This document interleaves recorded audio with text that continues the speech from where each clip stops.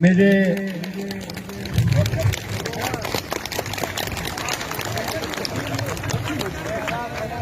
بزرگوں بھراؤں، میرے خواتین،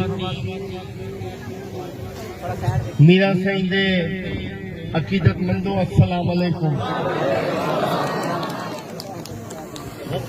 بڑی خوشی تھی پی آج تساں تمام عقیدت مندے کو ملتے تے اللہ دا شکر ہے کہ موسم بھی چنگا ہے، دھوپ بھی کہنی چھائیں۔ میں ہمیشہ تسے کو تلقین کرنا کہ نماز قائم کرو،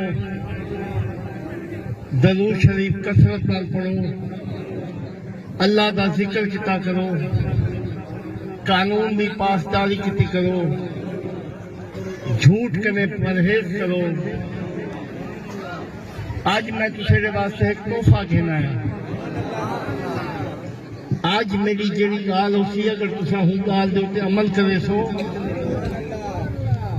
تے تسے دی روزی اچ برکت ہو سی، تساڑی مصیبتہ ختم تھی سن، تساڑی تکلیفہ ختم تھی سن۔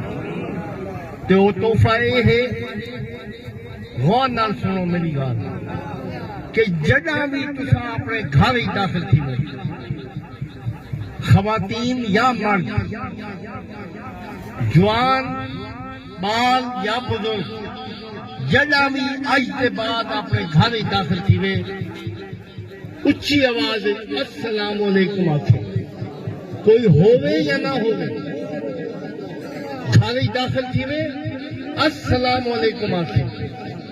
السلام علیکم آخر دے بعد ایک دفعہ درود شریف پڑھے، درود شریف ایک دفعہ پڑھن دے بعد ایک دفعہ سورہ اخلاص پڑھے۔ ایک ترے کام آج کے بعد اگر تسا کتا، میں جناب اے پھیری آسا تسا خوشحال تھی چکے ہو، تسیڑی روزی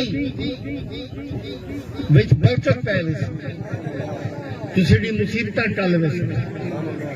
تے وال میں ایک دفعہ آپ کے ماں، بچے، جوان، بزرگ، خواتین، بچیاں،